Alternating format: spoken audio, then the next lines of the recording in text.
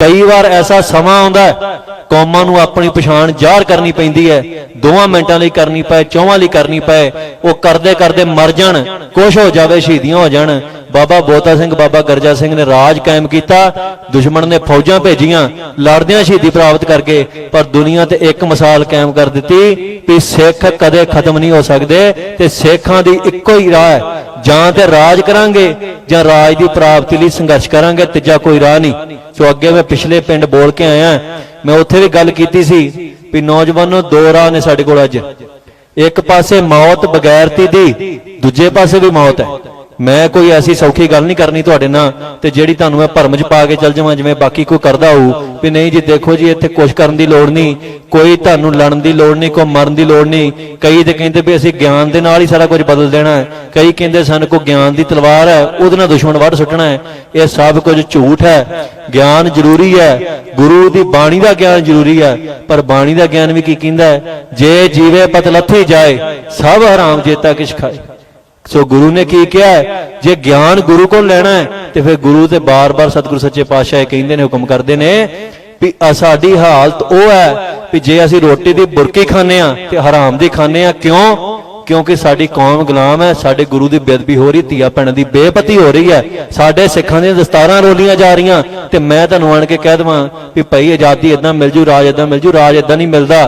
कोई किसी को राज ना दे है, जो ले है निज बल से ले है। जिन्हां ने राज लेना है उन्हां अपने बल ते रहना है, भावें तुहाडा किड्डा भी कोई सगा संबंधी होवे, भरा भरा नूं राज नहीं दिंदा, गद्दी पिछे लड़ पैंदा। तो तुसीं इह ना सोचो जिन्हां ने 500 साल का विरोध है साडे नाल, जिन्हां ने गुरु नानक पातशाह दे जनेऊ पहनण ते इनकार करन तो साडे नाल वैर कमाया, 505 सदियां दा वैर कढ के विखाया सी दरबार साहब ते हमला करके, उन्हां सानूं थाली ते धर के राज नहीं देना। राज उदण मिलना है जिदन असीं राज दे काबल बन गए, क्योंकि राज हुकूमत नहीं दिंदी ना, राज दिल्ली दी औकात नहीं सानूं राज देवे, ना दुनिया दी किसी देश दी औकात सिखां नूं राज देवे। राज बख्शना कलगीधर पातशाह ने, पर देना किदन है? महाराज दे बचन है, जब लग खालसा रहे न्यारा तब लग तेज देऊं मैं सारा, जब है गए विपरण की रीत मैं ना करूं इनकी प्रतीत। असीं विपर दी रीत गए, राज गवाचा, खुवारी चली 150 साल हो गया, मार खा रहे हैं। कोई ऐसी दसो गुलामां दे नाल कोई ऐसी दशा जिहड़ी साडे नाल नहीं हुई, सानू गुलाम बनाया, जेलां च रखिया, मारिया, धीआं भैणां दी बेपती हुई। ते सब तो वड्डा पाप की होया? साडे गुरु दी बेदबी हुई, 1 वारी 2 वारी नहीं, हज़ारां वार बेदबी हो चुकी है। ते सिख अज ऐसे गुलाम मानसिकता दे असीं हो गए हां कि बेदबी हुंदी है ते ऐ फेसबुक ते उंगल तां नूं करके ते खबर नूं पिछे कर दिंदे आ। सो इस करके राज, इस करके कई बंदे पूछते भी राज का की करोगे जी। एक मैनू सवाल किया भी जिहड़े पंजाब तो बाहर वसदे सिख आ, जे तुसीं राज कायम करोगे उन्हां दा की बनूगा? उन्होंने मैं एको गल दसना चाहुंदा भी सारियां दा घर पंजाब ही है, सिख दुनिया जिथे मर्जी वसदा होवे। सो इस करके जे घर मजबूत होवे, जे घर तगड़ा होवे ते दुश्मन दे इलाके च कल्ले भी तुरे फिरे कोई हथ नहीं पाउंदा, ते जे घर माड़ा होवे ते घर दे विच छत्र जुत्तियां पै जांदियां ने। पईयां ने सिखां नूं, क्यों पईयां? क्योंकि साडे च एकता नहीं, इतफाक नहीं, साडे दे विच कई रौले ऐसे जिहड़े सानूं लोड़ नहीं अज उठाउण दी, असीं जाण-बुझ के इन्हां रौलिਆਂ च फसे आ।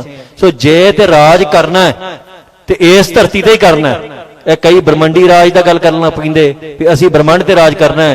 ठीक है जी, खालसे ने ब्रह्मंड ते राज करना है, पातशाही दावा साडा है, पर ब्रह्मंड ते राज करन लई पंजाब ते राज होवे ना, हथ ना अपने थू कौड़ी वाली गल है। कोई बंदे को सरपंच ना बनया जाए पिंड दा ते ओह कहे भी हुण मैं सीधा प्रधानमंत्री बनूंगा, मैं सरपंच नहीं बनना। यह गल हुंदी है भी ना करना ते ना यह गल होनी है। सो सानू पैर पसारने पैने आ। जिदन महाराज रणजीत सिंह ने लाहौर ते कब्जा किया सी, उस तो बाद पंजाब का वड्डा साम्राज राज खड़ा किया। ते जे लाहौर ते कब्जा करने वाले सोचदा कि मैं एडा छोटा जिहा राज नहीं करना, मैं तो वड्डा ही करूंगा, ते ये गल्लां ओह कौमां करदियां हुंदियां जिन्हां ने करना कुछ नहीं, जिन्हां ने वेले रह के टाइम पास करना है। सो आपां ये काम नहीं करने। राज की प्राप्ति दे उत्ते कोई सवाल नहीं, राज हर कौम का अधिकार है। दुनिया के उत्ते जिहड़ा कोई जानवर पिंजरे च कैद है, उहदा भी अधिकार है कि आजाद वातावरण च जीवे।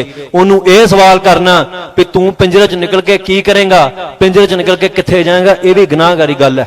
ਕਈ ਸਾਨੂੰ ਪੁੱਛਦੇ ਨੇ ਵੀ ਨਕਸ਼ਾ ਦਿਖਾਓ, ਉਹਨਾਂ ਨੂੰ ਅਸੀਂ ਇਹ ਦੱਸਿਆ ਵੀ ਨਕਸ਼ਾ ਜਿੱਦਣ ਟੇਬਲ ਤੇ ਬੈਠਾਂਗੇ ਉਦੋਂ ਦੱਸਾਂਗੇ ਨਕਸ਼ਾ ਕੀ ਹੁੰਦਾ ਹੈ। ਇਹ ਕਸ਼ਮੀਰੀਆਂ ਨੂੰ ਪੁੱਛਦੇ ਨੇ ਵੀ ਨਕਸ਼ਾ ਕਿਹੜਾ ਤੁਹਾਡੇ ਰਾਜ ਦਾ, ਇਹ ਫਲਸਤੀਨ ਦੇ ਲੋਕਾਂ ਨੂੰ ਪੁੱਛਦੇ ਨੇ। ਕੋਈ ਕਿਸੇ ਆਜ਼ਾਦੀ ਦਾ ਸੰਘਰਸ਼ ਕਰਨ ਵਾਲੀ ਕੌਮ ਨੂੰ ਨਹੀਂ ਪੁੱਛਦਾ ਵੀ ਤੁਹਾਡਾ ਨਕਸ਼ਾ ਕੀ ਹੋਊਗਾ। ਪਰ ਇਹ ਸਾਨੂੰ ਕਿਉਂ ਪੁੱਛਦੇ ਨੇ? ਕਿਉਂਕਿ ਕਾਮਰੇਡਾਂ ਨੇ ਗੱਲ ਚਲਾ ਦਿੱਤੀ ਵੀ ਸਿੱਖ ਰਾਜ ਕਰਨ ਦੇ ਕਾਬਿਲ ਨਹੀਂ, ਇਹਨਾਂ ਕੋਲ ਕੋਈ ਪਲਾਨ ਨਹੀਂ। ਤੁਸੀਂ ਮੈਨੂੰ ਦੱਸੋ ਵੀ ਜਿਹੜੀ ਗੱਲ ਬਲ ਤੇ ਖੜੀ ਹੋਵੇ, ਜਿੰਨਾ ਜ਼ੋਰ ਹੋਵੇ ਉਹਨਾਂ ਰਾਜ ਮਿਲਣਾ ਹੈ, ਉਹਦਾ ਪਹਿਲਾ ਨਕਸ਼ਾ ਕਿੱਥੋਂ ਦਿਖਾ ਦਈਏ ਤੁਹਾਨੂੰ?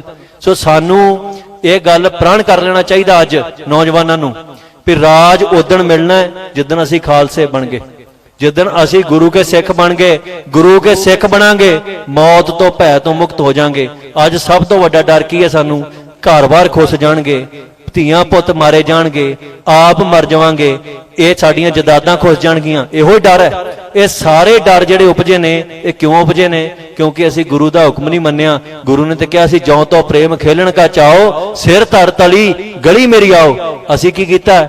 ਅਸੀਂ ਜਾਇਦਾਦਾਂ ਇਕੱਠੀਆਂ ਕਰ ਲੀਆਂ, ਮੁੱਠੀਆਂ ਘੁੱਟ ਕੇ ਮੀਟ ਲੀਆਂ। ਕੋਈ ਛੱਡਣ ਨੂੰ ਤਿਆਰ ਨਹੀਂ। ਜਿਹੜਾ ਕਿਸੇ ਕੁਰਸੀ ਤੇ ਬੈਠ ਜਾਂਦਾ ਉਹ ਕੁਰਸੀ ਛੱਡਣ ਨੂੰ ਤਿਆਰ ਨਹੀਂ, ਭਾਵੇਂ ਕੌਮ ਸਾਰੀ ਛੱਡਣੀ ਪੈ ਜਾਵੇ। ਜਿਹੜਾ ਕਿਸੇ ਅਹੁਦੇ ਤੇ ਬੈਂਦਾ ਉਹਦਾ ਛੱਡਣ ਨੂੰ ਤਿਆਰ ਨਹੀਂ, ਭਾਵੇਂ ਸਾਰੀ ਕੌਮ ਰੁੱਲ ਜਾਵੇ। ਇੰਨੇ ਸਮਝੌਤੇ ਕਰਦਾ। ਤੇ ਜਿਨ੍ਹਾਂ ਨੇ ਇੰਨੀਆਂ ਮੁੱਠੀਆਂ ਘੁੱਟ ਕੇ ਮੀਟੀਆਂ ਸੀ, ਉਹਨਾਂ ਨੂੰ ਗੁਰੂ ਗੋਬਿੰਦ ਸਿੰਘ ਮਹਾਰਾਜ ਤੋਂ ਇੱਕ ਸਿੱਖਿਆ ਲੈਣ ਦੀ ਲੋੜ ਹੈ। ਗੁਰੂ ਸਾਹਿਬ ਰਾਜ ਦੀ ਗੱਦੀ ਤੇ ਬੈਠੇ ਨੇ ਅਨੰਦਪੁਰ ਸਾਹਿਬ। ਜਦੋਂ ਇੱਕ ਮੌਕਾ ਆਇਆ, ਬੰਦੇ ਦਾ ਸਭ ਤੋਂ ਵੱਡਾ ਪਦਾਰਥ ਕੀ ਹੈ? ਰਾਜ ਭਾਗ। ਬੱਚੇ ਵੀ ਪਦਾਰਥ ਰੂਪੀ ਨੇ, ਪਰਿਵਾਰ ਵੀ ਪਦਾਰਥ ਰੂਪੀ ਹੈ, ਕਿਉਂਕਿ ਸਭ ਕੁਝ ਨਾਸ਼ਵਾਨ ਹੈ। ਜਿੱਦਣ ਮੌਕਾ ਆਇਆ, ਧਰਮ ਦੀ ਖਾਤਰ ਛੱਡਣਾ ਪਿਆ। ਕਲਗੀਧਰ ਪਾਤਸ਼ਾਹ ਨੇ ਮੁੱਠੀ ਨਹੀਂ ਮੀਟੀ, ਤਖਤ ਤੋਂ ਉੱਠੇ ਤੇ ਮਾਸ਼ੀਵਾੜੇ ਦੇ ਜੰਗਲ ਦੇ ਵਿੱਚ ਕੰਢਿਆਂ ਦੀ ਸੇਜ ਤੇ ਜਾ ਕੇ ਬੈਠ ਗਏ, ਰਾਂਝਣੀ ਮੰਚ ਕੀਤਾ। ਤੇ ਅੱਜ ਸਾਨੂੰ ਮਾੜਾ ਜਿਹਾ ਘਰ ਛੱਡਣਾ ਪੈ ਜਾਵੇ ਤੇ ਦਹਾਈ ਦਿੰਨੇ ਆ ਵੀ ਦੇਖੋ ਜੀ ਅਸੀਂ ਇਦਾਂ ਕੀ ਕਰਾਂਗੇ, ਲੋਕਾਂ ਦੇ ਪੁੱਤ ਮਰ ਜਾਣਗੇ। ਜੇ ਇਹ ਸਵਾਲ ਕਲਗੀਧਰ ਪਾਤਸ਼ਾਹ ਨੂੰ ਕੀਤਾ ਹੁੰਦਾ ਵੀ ਤੁਹਾਡੇ ਪੁੱਤ ਬਚਾ ਲਓ, ਕਿਹਾ ਸੀ ਨਾ ਵੀ ਇੱਕ ਰੱਖ ਲਓ, ਤੇ ਉਹਨਾਂ ਨੇ ਕਿਹਾ ਸੀ ਵੀ ਪੁੱਤਰਨ ਕੇ ਸੀਸ ਪਰ ਵਾਰ ਦੀਏ ਸੁਧ ਚਾਰ ਚਾਰ ਮੋਏ ਤੋਂ ਕਿਹਾ ਹੁਆ ਜੀਵਤ ਕਈ ਹਜ਼ਾਰ। ਤੇ ਜਿਨ੍ਹਾਂ ਨੂੰ ਇਹ ਉਂਗਲ ਕਰਕੇ ਕਿਹਾ ਸੀ, ਜੇ ਉਹਨਾਂ ਦੇ ਚਿਹਰੇ ਮੋਰੇ ਗੁਰੂ ਨਾਲ ਨਾ ਰਲਣ, ਜੇ ਉਹ ਗੁਰੂ ਦਾ ਸਰੂਪ ਨਾ ਕਾਇਮ ਕਰਨ, ਜੇ ਉਹ ਗੁਰੂ ਦੀ ਮਰਿਆਦਾ ਨੂੰ ਨਾ ਕਾਇਮ ਰੱਖਣ, ਤੇ ਫਿਰ ਅਸੀਂ ਉਹਦੇ ਪੁੱਤ ਕਹਾਉਣ ਦੇ ਲਾਇਕ ਆ। ਹੁਣ ਕਲਗੀਆਂ ਦਾ ਹੋਰ ਕਿਹਨੂੰ ਕਹਿ ਦੇਵੇ? ਮੁਸਲਮਾਨਾਂ ਨੂੰ ਕਹਿੰਦਾ ਇਹ ਉਂਗਲ ਕਰਕੇ? ਨਹੀਂ, ਕਲਗੀਆਂ ਵਾਲੇ ਸਤਿਗੁਰ ਸੱਚੇ ਪਾਤਸ਼ਾਹ ਨੇ ਸਿੱਖਾਂ ਵੱਲ ਨੂੰ ਉਂਗਲ ਕਰਕੇ ਕਿਹਾ ਸੀ। ਤੇ ਜੇ ਸਿੱਖ ਨਾ ਰਹਿਣ ਤੇ ਫਿਰ ਦੱਸੋ ਕਿੱਥੇ ਇਨਸਾਫ ਮਿਲੂਗਾ? ਕਈ ਇਹ ਕਹਿੰਦੇ ਨੇ ਵੀ ਜਵਾਨਾਂ ਨੂੰ ਇਦਾਂ ਨਾ ਇਸ ਪਾਸੇ ਨਾ ਲਾਓ। ਮੈਂ ਤੇ ਉਹਨਾਂ ਨੂੰ ਇਹ ਪੁੱਛਣਾ ਚਾਹੁੰਦਾ ਵੀ ਸਾਡੀ ਕੌਮ ਦੇ ਵਿੱਚ ਉਮਰ ਦਾ ਕੋਈ ਤਕਾਜ਼ਾ ਨਹੀਂ। ਬਾਬਾ ਦੀਪ ਸਿੰਘ ਨੇ 80 ਸਾਲ ਦੀ ਉਮਰ ਜਦੋਂ ਪਤਾ ਲੱਗਾ ਗੁਰੂ ਘਰ ਦੀ ਬੇਅਦਬੀ ਹੁੰਦੀ ਹੈ, ਖੰਡਾ ਚੁੱਕਿਆ, ਖੰਡਾ ਚੁੱਕ ਕੇ ਬਿਨਾਂ ਸੀਸ ਤਲੀ ਦੇ ਧਰ ਕੇ ਲੜ ਕੇ ਸ਼ਹਾਦਤ ਦਿੱਤੀ ਹੈ। ਤੇ ਸਾਨੂੰ ਕੀ ਗੋਲੀ ਵੱਜੀ ਹੈ? ਅਸੀਂ ਜਵਾਨ ਜਹਾਨ ਆ। ਜੇ ਇਸ ਉਮਰ 'ਚ ਨਹੀਂ ਲੜਨਾ ਮਰਨਾ ਤੇ ਫਿਰ ਕਦੋਂ ਕਰਨਾ ਹੈ? ਸੋ ਇਸ ਕਰਕੇ ਮੈਂ ਇਹ ਕੋਈ ਦਾਵਾ ਨਹੀਂ ਕਰਦਾ। ਮੈਂ ਇਹ ਜ਼ਰੂਰ ਕਿਹਾ ਵੀ ਪੰਜਾਬ 'ਚੋਂ ਨਸ਼ਾ ਖਤਮ ਕਰਾਂਗੇ। ਸਤਿਗੁਰੂ ਸੱਚੇ ਪਾਤਸ਼ਾਹ ਨੇ ਜੀ ਕਿਰਪਾ ਕੀਤੀ, ਸੇਵਾ ਲਈ। ਪਰ ਇਹ ਨਹੀਂ ਮੈਂ ਕਹਿੰਦਾ ਵੀ ਨਸ਼ੇ ਨਾਲ ਜਿਹੜਾ ਪੁੱਤ ਨਹੀਂ ਮਰਿਆ ਤੇ ਉਹ ਇੱਧਰ ਬਚ ਜੂ ਆਣ ਕੇ। ਮੈਂ ਇਹ ਕਹਿਣਾ ਵੀ ਦੋ ਤਰ੍ਹਾਂ ਦੀ ਮੌਤ ਹੈ। ਇੱਕ ਗੈਰਤਮੰਦਾਂ ਦੀ ਮੌਤ ਹੈ, ਧਰਮ ਯੁੱਧ 'ਚ ਲੜਦਿਆਂ ਮਰਦਿਆਂ ਦੀ ਮੌਤ ਹੈ। ਦੂਜੀ ਮੌਤ ਹੈ ਬਗੈਰਤਾਂ ਦੀ ਮੌਤ, ਜਿਹੜੀ ਕਿਸੇ ਨਾੜ 'ਚ ਟੀਕਾ ਲਾ ਕੇ, ਕੋਈ ਸ਼ਰਾਬ ਪੀ ਕੇ, ਕਿਸੇ ਵੀ ਕਿਸਮ ਦਾ ਨਸ਼ਾ ਕਰਕੇ ਮਰ ਜਾਣਿਆਂ ਦੀ। ਤੁਸੀਂ ਨੌਜਵਾਨੋ ਚੋਣ ਕਰਨੀ ਹੈ। ਮਾਵਾਂ ਨੂੰ ਵੀ, ਮੈਂ ਭੈਣਾਂ ਨੂੰ ਵੀ ਇਹ ਬੇਨਤੀ ਕਰਦਾ ਕਿ ਜਦੋਂ ਕੋਈ ਨੌਜਵਾਨ ਇਸ ਰਾਹ ਤੇ ਤੁਰਦਾ ਹੈ ਤੇ ਚੀਕਾਂ ਨਾ ਮਾਰ ਉਠਿਆ ਕਰੋ ਵੀ ਗਲਤ ਰਾਹ ਤੇ ਤੁਰ ਗਿਆ। ਕਈ ਬੀਬੀਆਂ ਕਹੀ ਜਾਂਦੀਆਂ ਵੀ ਅੰਮ੍ਰਿਤ ਨਹੀਂ ਛਕਣਾ ਭਾਈ, ਤੇ ਜੇ ਛਕਣਾ ਤੇ ਕਿਸੇ ਸਾਧ ਕੋ ਛਕਿਆ, ਅੰਮ੍ਰਿਤਪਾਲ ਕੋ ਨਹੀਂ ਛਕਣਾ। ਮੈਂ ਕਿਹੜਾ ਐਸਾ ਅੰਮ੍ਰਿਤ ਤਿਆਰ ਕਰ ਦਿੱਤਾ ਹੈ ਵੱਖਰਾ? ਗੁਰੂ ਦਾ ਅੰਮ੍ਰਿਤ ਹੈ, ਗੁਰੂ ਕੀ ਖੰਡੇ ਬਾਟੇ ਦੀ ਪੌਲ ਹੈ, ਮੈਂ ਉਹ 'ਚ ਕੀ ਪਾਤਾ? ਮੈਂ ਤੇ ਇਹ ਗੱਲ ਕਹੀ ਹੈ ਵੀ ਅੰਮ੍ਰਿਤ ਦੀ ਪਰਿਭਾਸ਼ਾ ਜਿਹੜੀ ਹੈਗੀ ਹੈ ਉਹ ਦੱਸੋ। ਅੰਮ੍ਰਿਤ ਛਕ ਕੇ ਗੁਲਾਮੀ ਨੂੰ ਕਬੂਲੀ ਫਿਰਨਾ ਹੈ, ਅੰਮ੍ਰਿਤ ਕਾਹਦਾ ਛਕਿਆ ਹੋਇਆ? ਸ਼ਸਤਰਧਾਰੀ ਹੋਣਾ ਅੰਮ੍ਰਿਤ ਛਕ ਕੇ। ਤੇ ਜੇ ਹੱਥ 'ਚ ਸ਼ਸਤਰ ਹੋਵੇ, ਕੋਈ ਆੜ ਪੱਗ ਲਾ ਜਾਵੇ, ਕੋਈ ਗੁਰੂ ਦੀ ਬੇਅਦਬੀ ਕਰ ਜਾਵੇ, ਤੇ ਸਾਡਾ ਕਾਹਦਾ ਅੰਮ੍ਰਿਤ ਛਕਿਆ? ਅੰਮ੍ਰਿਤਧਾਰੀ ਸਿੱਖ ਦਾ ਫਰਜ਼ ਹੈ ਕਿ ਜਿੱਥੇ ਪਾਪ ਹੁੰਦਾ ਹੈ ਕਿਸੇ ਬਗਾਨੇ ਨਾਲ, ਸੱਤ ਬਗਾਨੇ ਨਾਲ, ਉੱਥੇ ਖੜਨਾ। ਤੇ ਅੱਜ ਤੇ ਸਾਡੀਆਂ ਆਪਣੀਆਂ ਪੱਗਾਂ ਲੈ ਰਹੀਆਂ ਨੇ, ਤੇ ਫਿਰ ਅੰਮ੍ਰਿਤ ਛਕ ਕੇ ਘਰੇ ਬੈਠ ਜਾਣਾ, ਅੰਮ੍ਰਿਤ ਛਕ ਕੇ ਅੰਦਰ ਵੜ ਜਾਣਾ। ਸੰਤ ਕਰਤਾਰ ਸਿੰਘ ਗੱਲ ਕਰਦੇ ਸੀ ਨਾ ਇੱਕ, ਤੇ ਸੰਤ ਕਹਾਉਣੇ ਆ, ਤੇ ਜੇ ਸੰਤ ਕਹਾਉਣਾ ਤੇ ਕੌਮ ਤੇ ਵਿਪਤਾ ਹੋਈ ਹੈ ਤੇ ਅੰਦਰ ਵੜ ਕੇ ਬਹਿ ਜਾਣਾ, ਤੇ ਸੰਤ ਕਹਾਉਣ ਦਾ ਕੀ ਫਾਇਦਾ? ਸੋ ਇਹ ਜਿਹੜੀਆਂ ਉਪਾਧੀਆਂ ਹੈ, ਅੰਮ੍ਰਿਤਧਾਰੀ ਦੀ ਉਪਾਧੀ ਸਭ ਤੋਂ ਉੱਚੀ ਉਪਾਧੀ ਹੈ। ਅੰਮ੍ਰਿਤਧਾਰੀ ਹੋ ਕੇ ਪਾਪ ਨੂੰ ਸਹੀ ਜਾਣਾ, ਪਾਪ ਦੇ ਖਿਲਾਫ ਨਾ ਲੜਨਾ, ਇਹ ਸਭ ਤੋਂ ਵੱਡਾ ਪਾਪ ਹੈ ਜਿਹੜਾ ਸਿੱਖ ਕਰ ਸਕਦਾ। ਸੋ ਇਸ ਕਰਕੇ ਤੁਸੀਂ ਤਿਆਰੀ ਕਰੋ। ਇੱਥੇ ਕੱਲ ਅੰਮ੍ਰਿਤ ਸੰਚਾਰ ਹੋਣਾ ਹੈ, ਉੱਥੇ ਤੁਸੀਂ ਅੰਮ੍ਰਿਤ ਛਕਣਾ ਹੈ। ਤੇ ਪਰਸੋਂ 30 ਤਰੀਕ ਨੂੰ ਅਕਾਲ ਤਖਤ ਸਾਹਿਬ ਤੇ ਵੀ ਅੰਮ੍ਰਿਤ ਸੰਚਾਰ ਹੋਣਾ ਹੈ। ਜਿਹੜੇ ਕੱਲ ਇੱਥੋਂ ਖੁੰਝਦੇ, ਪਹਿਲੀ ਗੱਲ ਤੇ ਖੁੰਝਣਾ ਨਹੀਂ ਮੌਕਾ। ਜਿੱਥੇ ਅੰਮ੍ਰਿਤ ਖੰਡੇ ਬਾਟੇ ਦੀ ਪੌਲ ਤਿਆਰ ਹੁੰਦੀ ਹੈ, ਜਿਵੇਂ ਪਿਆਸਾ ਖੂਹ ਵੱਲ ਜਾਂਦਾ, ਐਵੇਂ ਇੱਕ ਜਿਹੜੇ ਅੰਮ੍ਰਿਤ ਨਹੀਂ ਛਕਿਆ ਉਹ ਸਿੱਖ ਨੂੰ ਇੰਨੀ ਤ੍ਰਿਸ਼ਨਾ ਹੋਣੀ ਚਾਹੀਦੀ ਹੈ ਗੁਰੂ ਨਾਲ ਮਿਲਣ ਦੀ। ਤੇ ਗੁਰੂ ਨੇ ਕਿਹਾ ਵੀ ਅੰਮ੍ਰਿਤਧਾਰੀ ਹੋਣ ਤੋਂ ਬਿਨਾਂ ਸਿੱਖ ਮੈਨੂੰ ਪ੍ਰਵਾਨ ਨਹੀਂ ਹੈਗਾ।